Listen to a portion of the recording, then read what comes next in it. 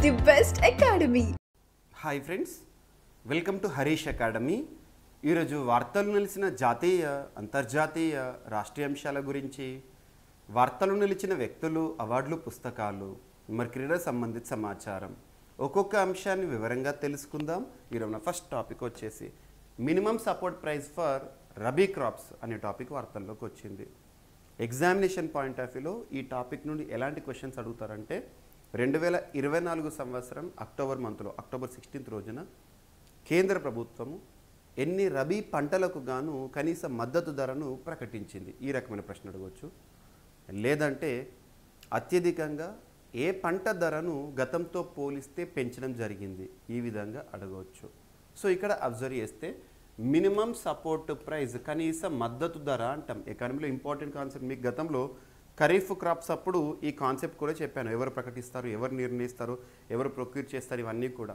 So minimum support price, కనీస మద్దతు ధర, దీన్ని ప్రభుత్వం ఎప్పుడు ప్రకటిస్తుంది అంటే పంట కాలానికి ముందు ప్రకటిస్తుంది. ఈ ప్రైస్ ఆధారంగానే రైతు నిర్ణయించుకుంటాడు whether I should go for this crop or another అని చెప్పేసి. అంతటి కీలక పాత్ర పోషిస్తుంది. సో ఇక్కడ నిన్నటి రోజున వార్తల్లోకి వచ్చిన అంశము, సో గోధుమకు మద్దతును 150 రూపాయలను పెంచడం జరిగింది కేంద్ర ప్రభుత్వం. అత్యధికంగా ఆవాలకు, సో ఆవాల ధరను 300 రూపాయలు పెంచడం జరిగింది గతంతో పోలిస్తే. సో ఇక్కడ చూడండి, 2025-26 మార్కెటింగ్ సీజన్కు సంబంధించి కేంద్ర ప్రభుత్వము గోధుమ సహా 6 రబీ పంటల కనీస మద్దతు ధరను పెంచింది. కేంద్ర మంత్రి అశ్విని కుమార్ వైష్ణవ్ గారు ఈ విషయాన్ని వెల్లడించారు.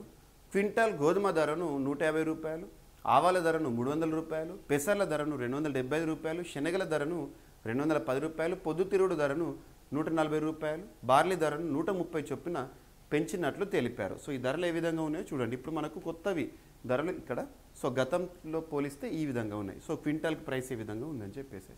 సో ఎగ్జామినేషన్ పాయింట్ ఆఫ్ వ్యూలో ఎన్ని పంటలు అనే కాన్సెప్ట్ పైన క్వశ్చన్ అడగవచ్చు. అత్యధికంగా ఏ పంటకి సంబంధించిన ధరను పెంచడం జరిగింది, ఎంత మొత్తంలో పెంచడం జరిగింది, 300 రూపీస్ ఆవాలు. సో ఇలా గుర్తుపెట్టుకోండి. నెక్స్ట్ వచ్చేసి, so 7th meeting of national commission for minorities for the year 2024-2025. So ఎన్నవది అని అడిగారు. ఇక్కడ నేషనల్ కమిషన్ ఫర్ మైనారిటీస్ అనేది వార్తల్లోకి వచ్చింది. భారతదేశంలో మైనారిటీస్, అల్పసంఖ్యాక వర్గం అంటాం. మైనారిటీస్ అంటే ఎవరు, చాలామంది అనుకుంటారు బ్లైండ్గా మైనారిటీస్ అనగానే ముస్లిమ్స్ అనుకుంటారు. ముస్లిమ్స్ ఒకరే కదా భారతదేశంలో మైనారిటీలు. ఇక్కడ ఎలా గుర్తుపెట్టుకోవాలంటే అదర్ దాన్ హిందూసా, other than Hindu religion, all the people are మైనారిటీసా, గుర్తుపెట్టుకోండి. సో ఇక్కడ అబ్జర్వ్ చేస్తే మనకు దేశంలోని అత్యున్నత చట్టమైన రాజ్యాంగంలోని 3వ భాగంలో ప్రాథమిక హక్కుల్లో ఆర్టికల్ 29, 30 మైనారిటీల హక్కుల గురించి మనం డిస్కస్ చేస్తాము ప్రాథమిక హక్కుల్లో భాగంగా. ఇవన్నీ మీకు ఐడియా ఉంది. మరి అలా భారతదేశంలో మైనారిటీలుగా గుర్తింపు పొందిన వారు ఎవరైతే ఉంటారో, మైనారిటీలుగా ఎవరెవరు గుర్తింపు పొందారు? సో ముస్లిమ్స్, సిక్, బౌద్ధ, జొరాస్ట్రియన్, పార్సీ వీళ్ళతో పాటు మనం అండ్ ఇక్కడ క్రిస్టియన్స్. సో క్రిస్టియన్స్ వీరితో పాటుగా జైనులు.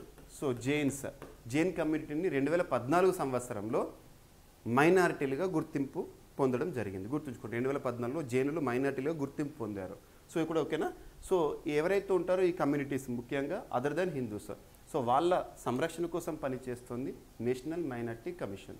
సో ఇక్కడ అబ్జర్వ్ చేస్తే 1992 ఇయర్లో నేషనల్ మైనారిటీస్ కమిషన్ యాక్ట్ చట్టం ఆధారంగా ఈ సంస్థ చట్టబద్ధమైంది.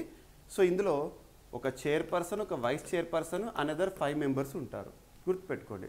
సో ప్రస్తుతం మైనారిటీ కమిషన్కి సంబంధించి చైర్పర్సన్గా ఇక్బాల్ సింగ్ లాల్పురా గారు విధులు నిర్వర్తిస్తున్నారు. గుర్తుంచుకోండి, ఎగ్జామినేషన్ పాయింట్ ఆఫ్ వ్యూలో అడగవచ్చు. సో ఇది ఒక కాన్సెప్ట్ అనేది రీసెంట్గా వార్తల్లోకి వచ్చింది నిన్నటి రోజున. So October 16th PIB. So PIB topics పైన ఎగ్జామినేషన్ పాయింట్ ఆఫ్ వ్యూలో ఖచ్చితంగా క్వశ్చన్స్ అడుగుతారు. ప్రెస్ ఇన్ఫర్మేషన్ బ్యూరో టాపిక్స్ మీకు నేను ఎక్స్క్లూజివ్గా మన CA 360 course GVK study circle యాప్లో పిఐబి జనవరి మంత్ నుండి ప్రజెంట్ వరకు సపరేట్గా వీడియోస్ చేశాను. వాటికి సంబంధించిన పీడిఎఫ్ని కూడా రీడబుల్గా ప్రొవైడ్ చేశాను. ఒకసారి చూడండి, వీటి నుండి ఎగ్జామినేషన్లో ఖచ్చితంగా క్వశ్చన్స్ వస్తాయి. సో ఇక్కడ జొరాస్ట్రియన్, పార్సీ ఈ డిఫరెన్సెస్ అని చూడకుండా డైరెక్ట్గా గుర్తుంచుకోండి. ప్రస్తుతం భారతదేశంలో గుర్తింపు పొందిన మైనారిటీలు 6. ఓకేనా. అండ్ నెక్స్ట్ ఫస్ట్ ఎవర్ మొట్టమొదటి ఇంటర్నేషనల్ కాన్ఫరెన్స్ దేనికి సంబంధించింది?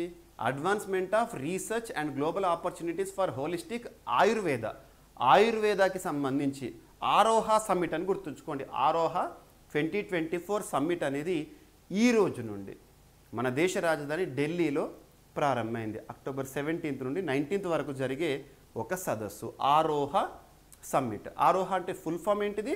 Advancements of research global opportunities for holistic Ayurveda. So ఈ సమావేశాలు ఈ రోజున ప్రారంభమని ఎవరు నిర్వహిస్తున్నారంటే all India institute of Ayurveda. So all India institute of Ayurveda వారు నిర్వహిస్తున్న ఒక సదస్సు. మరి ఈ సంవత్సరం ఫస్ట్ ఎవర్ మొట్టమొదటి కాన్ఫరెన్స్ అంట, ఇంటర్నేషనల్ కాన్ఫరెన్స్ ఆయుర్వేదకు సంబంధించి ఇంపార్టెన్స్ ఇస్తూ. మరి థీమ్ ఏంటని అడుగుతారు. Advancements in research and global opportunities for holistic Ayurveda అనేది థీమ్. ఎప్పుడైనా థీమ్స్ సదస్సులకు సంబంధించి కానివ్వండి, ఇంపార్టెంట్ డేస్కి సంబంధించి కానీ మనం థీమ్స్ని ఏ లాంగ్వేజ్లో ఉంటే అదే లాంగ్వేజ్లో చూడాలి. ట్రాన్స్లేషన్ ఎర్రర్స్ అనేవి ఎగ్జామినేషన్ పాయింట్ ఆఫ్లో క్వశ్చన్ పేపర్స్లో కనబడుతున్నాయి. ఆ ట్రాన్స్లేషన్ ఎర్రర్స్కి బలి కాకండి. సో ఖచ్చితంగా థీమ్ని ఏ లాంగ్వేజ్లో ఉంటే అదే లాంగ్వేజ్ చూడండి. సో అడ్వాన్స్మెంట్స్ ఇన్ అంటే పురోగతి అన్నట్టు research and global opportunities for holistic Ayurveda అనేది ఈ సంవత్సరం మొట్టమొదటి ఇంటర్నేషనల్ సమ్మిట్ ఆరోహా సమ్మిట్కి సంబంధించిన థీమ్ గుర్తుపెట్టుకోండి. ఇందులో ఆయుర్వేదాకి సంబంధించి ఆయుష్కి సంబంధించి కీలక అంశాలను మేధావులు చర్చిస్తారు. గుర్తుపెట్టుకోండి. ఇక మనందరికీ తెలుసు 2014 సంవత్సరంలో కేంద్రంలో నరేంద్ర మోదీ గారి ప్రభుత్వం ఏర్పడిన తర్వాత ఆయుష్కి ఇంపార్టెన్స్ ఇవ్వడము ఇవన్నీ కూడా మనం చూస్తున్నాం. And government of India extends Samarth scheme. So Samarth scheme for capacity building in textile sector. So Samarth స్కీమ్ని 2026 మార్చి వరకు పొడిగిస్తూ కేంద్ర ప్రభుత్వం తీసుకున్న నిర్ణయం. సో ఇక్కడ అబ్జర్వ్ చేస్తే సమర్థ్ స్కీమ్ అనేది ఏ మంత్రిత్వ శాఖ పరిధిలో అమలవుతుంది అంటారు? Ministry of textiles. So textiles మంత్రిత్వ శాఖ పరిధిలో అమలవుతుంది. ఆ సెక్టార్లో ఉన్నవారు ఎవరైతే ఉంటారో సో టెక్స్టైల్ సెక్టార్కి సంబంధించి యువతకు నైపుణ్యాన్ని కలగజేయడం కానివ్వండి ఇవన్నీ కూడా సమర్థ్ స్కీమ్లో భాగం. ఆ స్కీమ్ని 2026 మార్చి వరకు పొడిగిస్తూ కేంద్ర ప్రభుత్వం నిన్నటి రోజున తీసుకున్న నిర్ణయం. So scheme aims to encourage and support industry in creating jobs and organising textile and related sectors. గుర్తుంచుకోండి. ఓకేనా? అండ్ 2024లో జీవించడానికి అత్యంత చౌకైన దేశాలు టాప్ 10 అని చెప్పేసి రీసెంట్గా వరల్డ్ పాపులేషన్ రివ్యూ వారు విడుదల చేసిన ర్యాంకింగ్స్. సో అందులో భారతదేశంలో ఏ విధంగా ఉంది ఇది చూద్దాం మనం. సో ఇక్కడ అబ్జర్వ్ చేస్తే భారత్లో 37,057 రూపాయలు ఇక్కడ నెలవారీ జీవన వ్యయం, అద్దె, ఇతర ఖర్చులు, వైద్యం తదితరాలు కలుపుకొని ఇక్కడ ఉన్నాయట. చౌకైన దేశాల్లో భారతదేశం ఏ విధంగా ఉంది. సో ఇక్కడ అబ్జర్వ్ చేస్తే నైజీరియా 29,830 రూపాయలు నెలకే అయ్యే ఖర్చులు అన్నట్టు వ్యయం పరంగా. So next Pakistan, Malawi, Nepal, Libya, Bangladesh, Bharat, Tunisia, Bhutan, Algeria. గుర్తుపెట్టుకోండి. అండ్ సో పంట వ్యర్థాల దహనంపై సుప్రీంకోర్టు కన్నెర చేసింది. పంట వ్యర్థాలు ప్యాడీ స్టబుల్ బర్నింగ్ అనగానే మనకి ఏ రాష్ట్రాలు గుర్తుకు రావాలి? ఫస్ట్ పంజాబే గుర్తుకు రావాలి. పంజాబ్, నెక్స్ట్ హర్యానా, నెక్స్ట్ వచ్చేసి ఉత్తరప్రదేశ్, నెక్స్ట్ వచ్చేసి రాజస్థాన్. సో ఈ 4 రాష్ట్రాలు ఏవైతే ఉంటాయో ఢిల్లీ చుట్టుపక్కల ఉన్న రాష్ట్రాలుగా చెప్పొచ్చు. దేశ రాజధాని ఢిల్లీ ప్రతి సంవత్సరము వింటర్ సీజన్లో దట్టమైన కాలుష్యంతో ఇబ్బంది పడుతుంది. సో ఢిల్లీ అంటేనే most polluted capital city in the వరల్డ్గా మనం చూస్తున్నాం. ఢిల్లీ ప్రస్తుతం కాలుష్య కూరల్లో చిక్కుకుపోవడానికి ఢిల్లీకి సంబంధించిన రాజధాని, అక్కడ వాహనాలు అవన్నీ ఉంటాయి, ఎమిషన్స్, అదొక కారణం. అయితే అతిపెద్ద కారణం చుట్టుపక్కల రాష్ట్రాల్లో ప్యాడీ స్టబుల్ బర్నింగ్. సో పంట చెత్త అంటాం మనం. పంట గోధుమ పంట ఉందనుకోండి, పండించిన తర్వాత పంట పొలంలో గడ్డి మిగులుతుంది కదా. మన దగ్గర ఏం చేస్తారు రైతులు? ఆ గడ్డిని తీసుకొచ్చేసేసి పశువులకు దానాగా పెడతారు. వాళ్ళు ఏం చేస్తారంటే వాటిని పైలుగా కుప్పలుగా పేర్చి వాటిని అక్కడే దహనం చేసేస్తారు. దీని ద్వారా దట్టమైన పొగ ఏదైతే ఉంటుందో, ఎమిషన్స్, కార్బన్ డైఆక్సైడ్ ఇవన్నీ కూడా విడుదలవుతాయి. ఢిల్లీ చుట్టూ కూడా ఒక దుప్పటిలాగా పేర్కొని పోతాయి. సో గుర్తుపెట్టుకోండి. ఓకేనా? సో దానిపై సుప్రీంకోర్టు నిన్నటి రోజున కన్నెర చేసింది. సో పొలాల్లో దహన ప్రాంతాలను ఇస్రో చూపిస్తున్నా ఎందుకు పట్టించుకోవట్లేదు, కోర్టు ధిక్కారంగా పరిగణిస్తామని చెప్పేసి పంజాబ్, హర్యానా ప్రభుత్వాలను తప్పుబట్టింది నిన్నటి రోజున దేశంలోని అత్యున్నత న్యాయస్థానమైన సుప్రీంకోర్టు. సో ప్రపంచంలోనే అతి చిన్న వాషింగ్ మిషన్ తయారు చేసి భారతీయుడి గిన్నిస్ రికార్డ్ అనే అంశం వార్తల్లోకి వచ్చింది. ప్రపంచంలోనే అతి చిన్న వాషింగ్ మిషన్ను తయారు చేసిన భారతీయుడు సెబిన్ సాజీ గిన్నిస్ బుక్లో చోటు సంపాదించుకున్నాడు. మామూలు వాషింగ్ మిషన్ లాగానే పనిచేసి ఈ వాషింగ్ మిషన్ కొలతలు 1.28, 1.32, 1.52 అంగుళాలు మాత్రమే. గుర్తుంచుకోండి, అతి చిన్న వాషింగ్ మిషన్ మన ఇండియన్ పేరిట. అండ్ కంటి స్కాన్తో డయాబెటీస్ నిర్ధారణ చేసే అంశంతో పరిశోధనతో అమెరికా శాస్త్రవేత్తలు వార్తల్లోకి వచ్చారు. సో కంటి స్కాన్తోనే మనకి డయాబెటీస్ ఉందా, ఏ విధంగా ఉంది అని చెప్పేసి నిర్ధారణ చేసే అంశము. మనిషి కళ్ళను చూసి అతనికి ఉన్న వ్యాధులను నిర్ధారించవచ్చు అంటున్నారు అమెరికాకు చెందిన పలు యూనివర్సిటీల పరిశోధకులు. వివిధ రకాల వ్యాధుల ప్రాథమిక దశను కంటి చూపుతోనే తెలుసుకోవచ్చని చెప్తున్నారు. మధుమేహం, గుండె జబ్బులు, కిడ్నీ వైఫల్యం, రక్తహీనత, అల్జీమర్స్ వంటి వ్యాధులు సంబంధించిన ఆధారాలు కంటి స్కాన్ ద్వారా కనుగొనవచ్చని పేర్కొంటున్నారు. గుర్తుంచుకోండి, ఓకేనా. సో అమెరికాకు చెందిన శాస్త్రవేత్తలు. అండ్ ఆంధ్రప్రదేశ్ సంబంధించి 175 నియోజకవర్గాల్లో ప్రైవేట్ ఇండస్ట్రియల్ పార్కులను ఏర్పాటు చేయబోతున్నట్టుగా ప్రస్తుతం కూటమి ప్రభుత్వం చేసిన అనౌన్స్మెంట్. సో ఇక్కడ అబ్జర్వ్ చేస్తే నవ్యాంధ్ర చరిత్రలో తొలిసారి ప్రైవేటు పరిశ్రమల పార్కుల అభివృద్ధికి కూటమి ప్రభుత్వం శ్రీకారం చుట్టింది.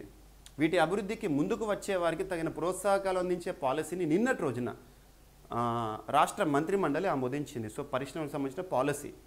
ఈ విధానం ప్రకారం ఎవరైనా ఉత్సాహికులు ప్రైవేటు పరిశ్రమల పార్కులను అభివృద్ధి చేయొచ్చు. రాష్ట్రంలోని ప్రతి నియోజకవర్గాన్ని పరిశ్రమల కేంద్రంగా అభివృద్ధి చేసేందుకు గాను 175 నియోజకవర్గాల్లో ఒక్కొక్క చొప్పున ప్రైవేటు పరిశ్రమల పార్కులను ఏర్పాటు చేయాలని ప్రభుత్వం నిర్ణయించడం జరిగింది. సో దానికి సంబంధించిన విధి విధానాలు ఏంటి అని చెప్పేసి ఇక్కడ మెన్షన్ చేయడం జరిగింది. సో ఎగ్జామినేషన్ పాయింట్ ఆఫ్ వ్యూలో అడిగే అవకాశాలు ఉంటాయి, ఓకేనా. అండ్ సో వార్తల వ్యక్తులను కనుక పరిశీలిస్తే జమ్మూ కాశ్మీర్ 2019 సంవత్సరం అక్టోబర్ 31 నుండి జమ్మూ కాశ్మీర్ని కేంద్రపాలిత ప్రాంతంగా చూస్తున్నాం. అసెంబ్లీతో కూడిన కేంద్రపాలిత ప్రాంతం. అప్పటి నుండి రాష్ట్రపతి పాలన విధించారు. రీసెంట్గా రాష్ట్రపతి పాలన ఎత్తివేశారు. జమ్మూ కాశ్మీర్లో అసెంబ్లీకి ఎన్నికలు జరిగాయి. రాష్ట్రంలో అధికారంలోకి వచ్చింది national conference. So national conference party అధినేత ఒమర్ అబ్దుల్లా గారు నిన్నటి రోజున ప్రమాణ స్వీకారం చేయడం జరిగింది ముఖ్యమంత్రిగా. గతంలో కాన్స్టిట్యూషన్ ఆఫ్ స్టేట్ అని చెప్పేసి ప్రమాణ స్వీకారం చేసిన ఆ మంత్రి ఇప్పుడు కాన్స్టిట్యూషన్ ఆఫ్ ఇండియా అని చెప్పేసి, ఎందుకంటే జమ్మూ కాశ్మీర్లో కూడా మన రాజ్యాంగం అమల్లోకి వచ్చింది ఆఫ్టర్ రిపీలింగ్ ఆర్టికల్ 370. గుర్తుపెట్టుకోండి, అంటే ఆర్టికల్ 164 ఆధారంగా ఒమర్ అబ్దుల్లా గారు ప్రమాణ స్వీకారం చేశారు ముఖ్యమంత్రిగా. సో నేషనల్ కాన్ఫరెన్స్ పార్టీ అసెంబ్లీతో కూడిన జమ్మూ కాశ్మీర్లో అధికారంలోకి రావడం జరిగింది, ఓకేనా. అండ్ భారత్లో నెక్స్ట్ ఇయర్ ఖోఖో ప్రపంచ కప్ జరగనుందంట. జనవరి 13 నుండి 19 వరకు మన దేశ రాజధాని ఢిల్లీలో జరగబోతోంది, ఇందిరాగాంధీ స్టేడియంలో. సో మన మట్టి క్రీడ ఖోఖో అంతర్జాతీయ స్థాయిలో మరో ప్రతిష్టాత్మక అడుగు వేయబోతోంది. ఈ క్రీడలో తొలిసారి ప్రపంచ కప్ నిర్వహించబోతున్నారు. ఈ మెగా టోర్నీకి భారత్ ఆతిథ్యం ఇవ్వనుంది. నెక్స్ట్ ఇయర్ జనవరి 13 నుండి 19 వరకు జరగబోతుందంట. గుర్తుపెట్టుకోండి, పురుషులు మహిళల విభాగాలు కలిపి మొత్తం 24 దేశాలు ఇందులో పోటీ పడను ఉన్నాయి, ఓకేనా. అండ్ నీతూ డేవిడ్ 2వ మహిళా క్రికెటర్ ఫ్రమ్ ఇండియా. భారతదేశంలో 2వ మహిళా క్రికెటర్గా ఉన్నారు. ఏ విషయంలో అంటే గతంలో డయానా ఎడోల్జీ గారు, లాస్ట్ ఇయర్ మనం డిస్కస్ చేశాము, ICC international cricket hall of ఫేమ్లో చోటు పొందిన మొట్టమొదటి భారతీయ విమెన్ క్రికెటర్. సో ఇప్పుడు 2వ విమెన్ క్రికెటర్గా ICC international cricket council Dubai కేంద్రంగా పనిచేస్తోంది. సో అంతర్జాతీయ స్థాయిలో క్రికెట్ క్రీడను నిర్వహిస్తుంది, నియంత్రిస్తుంది. ఐసీసీ హాల్ ఆఫ్ ఫేమ్ అంటే ఏంటంటే ఇక క్రికెట్ చరిత్రలో ఎప్పటికీ గుర్తుంచుకునే క్రీడాకారులు అన్నట్టు. సో ఈ సంవత్సరం కూడా ఐసీసీ హాల్ ఆఫ్ ఫేమ్ అనేది వార్తల్లోకి వచ్చింది. అందులో ఇంగ్లాండ్ చెందిన Alastair Cook test batsman and AB de Villiers South ఆఫ్రికాకు చెందిన దిగ్గజ బ్యాట్స్మన్, మన భారతదేశానికి చెందిన Neetu David women cricketer hall of ఫేమ్లో చోటు పొందడం జరిగింది. గుర్తుపెట్టుకోండి, ఎగ్జామినేషన్ పాయింట్ ఆఫ్ వ్యూలో అడగవచ్చు. సో ఇవి ఫ్రెండ్స్ ఈరోజు వార్తలు ఇచ్చిన అంశాలు. ఒకసారి ర్యాపిడ్గా చూస్తే గోధుమకు మద్దతు ధర, సో 6 పంటలకు కనీస మద్దతు ధరను పెంచిన కేంద్ర ప్రభుత్వము. So national commission for minorities వార్తల్లోకి వచ్చింది.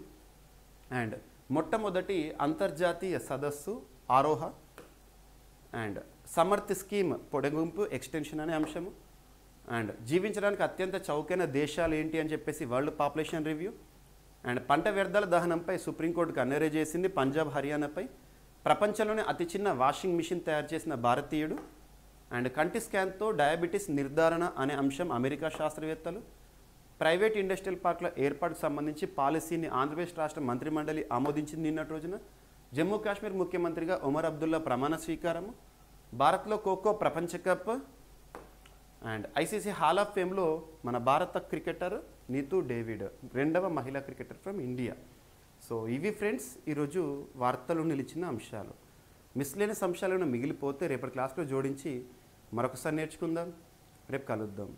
Thank you.